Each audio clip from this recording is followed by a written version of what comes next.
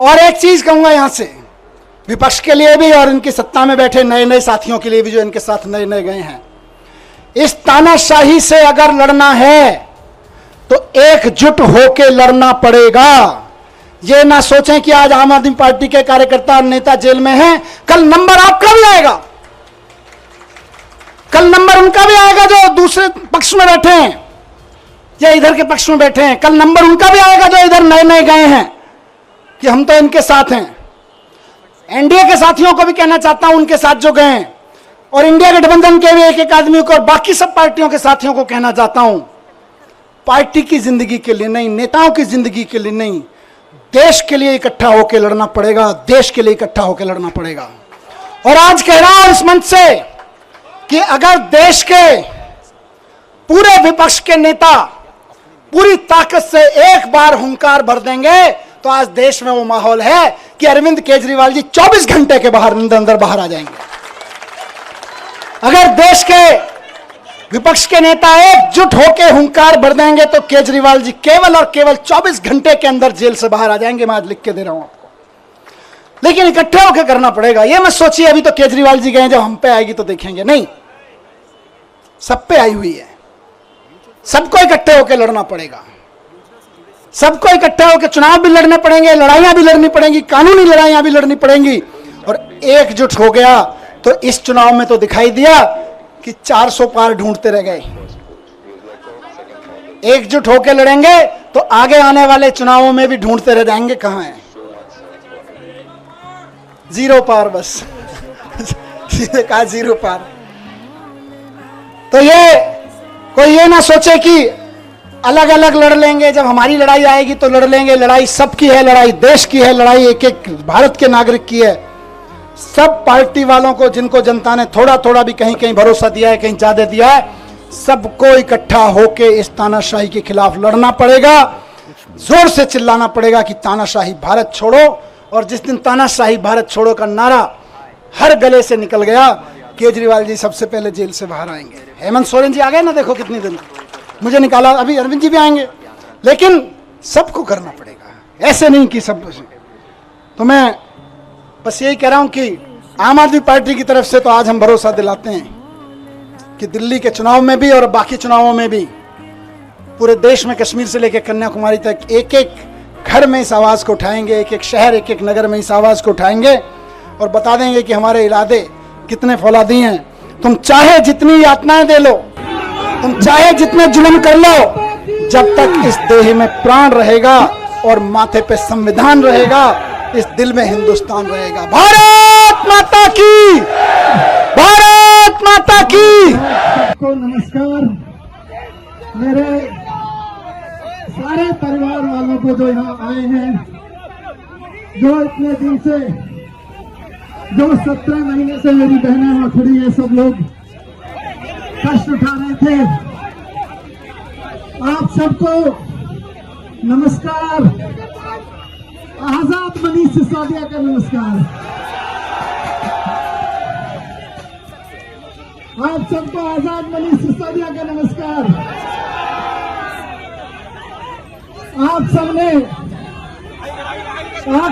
17 महीने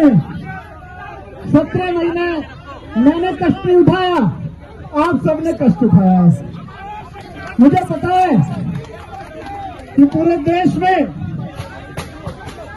मुझसे प्यार करने वाले इतने सारे लोग थे, पिछले 17 महीने में कई गुना बढ़ गए। और पिछले 17 महीने में मैं जेल में नहीं रहा। आप सब भावनात्मक रूप से एक एक पल, दिल्ली का एक एक आदमी, देश का एक एक आदमी, और खासतौर से दिल्ली के स्कूलों का एक एक बच्चा, देश के स्कूलों का एक एक बच्चा दिल से मेरे साथ रहा है। 17 महीने में उसके बारे में सोचता हूं। मैं आज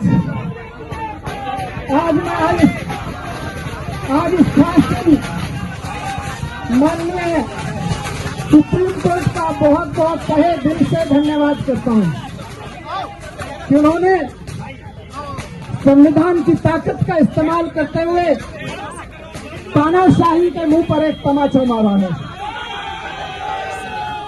आज मेरा रोम रोम, जब से ये ऑर्डर आया है सुबह से, मेरा रोम रोम बाबा साहब के प्रति ऋणी हो रहा है। एक एक पल में समझ नहीं पा रहा हूं कि आज इतने दिनों बाद, इतने वर्षों बाद बाबा साहब के प्रति कर्ज को हम कैसे उतारेंगे। उस वक्त उन्होंने तय कर लिया था कि आने वाले समय में अगर कोई तानाशाही सरकार आके निर्दोष लोगों को जेल में डालेगी तो संविधान उसको बचाएगा। आज मैं बाहर आया हूं तो आपके प्यार की बदौलत, आपके प्यार के साथ साथ भगवान के आशीर्वाद की बदौलत, सच्चाई की ताकत की बदौलत, और सबसे बड़ी चीज जो बाबा साहब ने जो सपना देखा था कि कोई तानाशाही सरकार आएगी तो तानाशाही भरे कानून बना बना के जब नेताओं को, विपक्ष के लोगों को जेल में डालेगी तो इस देश का वो संविधान जो बाबा साहब ने बनाया था उनकी रक्षा करेगा। एक आम आदमी जो तानाशाही के खिलाफ बोलेगा, तानाशाही के खिलाफ बोलने वाले को अगर सरकार जबरदस्ती जेल में डालेगी तो संविधान बचाएगा, तो संविधान बचाएगा।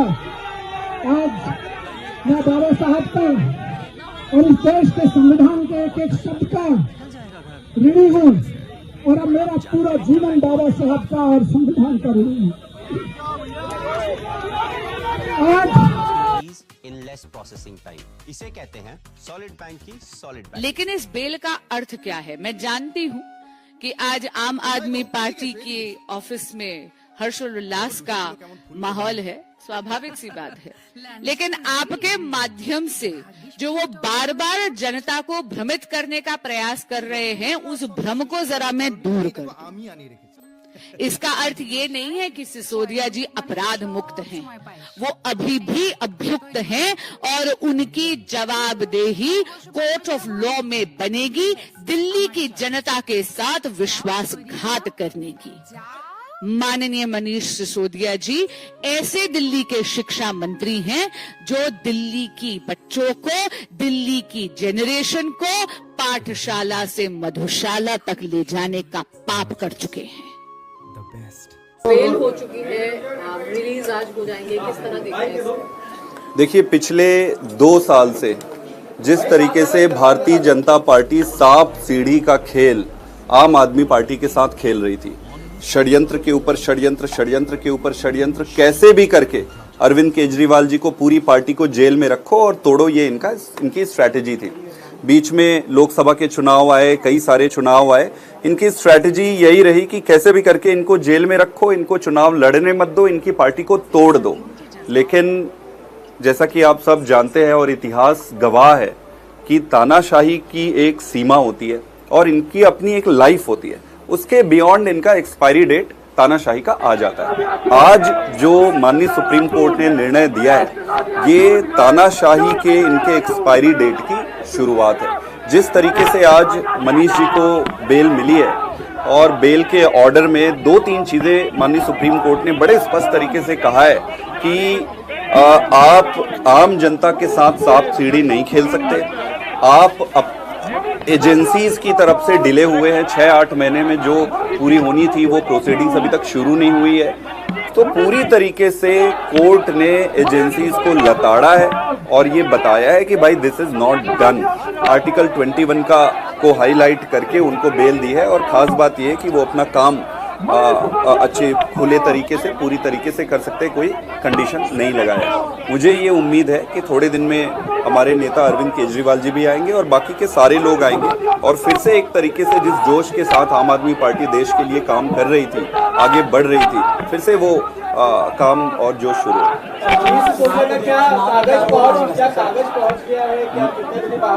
मनीष जी का कागज पहुंच चुका है वहां पर, बेल बॉन्ड से वो सारे एक्सेप्ट हो गए, वहां पहुंच चुका है। मुझे लग रहा है कि थोड़ी देर में ही सारे कागज वहां पहुंच जाएंगे और आधे 1 घंटे ज़्यादा से ज़्यादा में वहां से उनके फाइनल प्रोसेस शुरू हो जाएगा। आज रिलीज होने के बाद वो सीधे केजरीवाल जी के घर जाएंगे, वहां पर मैडम है, उनके परिवार है, उनसे मिलेंगे, फिर वो अपने घर जाएंगे। कल का हमारा प्लान ये है कि कल सुबह लगभग 9:30 बजे राजघाट जाएंगे।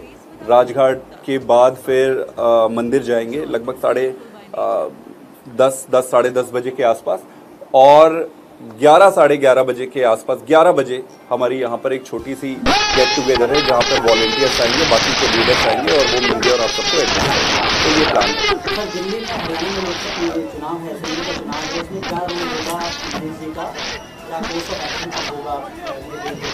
मनीष जी हमारे नेता है, मनीष जी नेता है और फ्रंट से काम करेंगे, लीड करेंगे। गवर्नेंस के बहुत सारे काम यहाँ पर ये रोकने की कोशिश कर रहे थे। आपने देखा होगा किस तरीके से पूरी बारिश आई, उससे पहले गर्मी आई।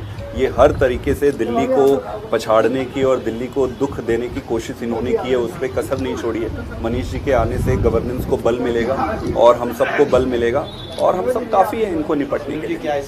मनीष जी को सरकार में शामिल होने के लिए अभी भी वक्त लगेगा, सीएम खुद आएंगे उसके बाद होगा। गवर्नेंस पे कैसे शामिल और कितनी बड़ी जिम्मेदारी उनको किया जाएगा?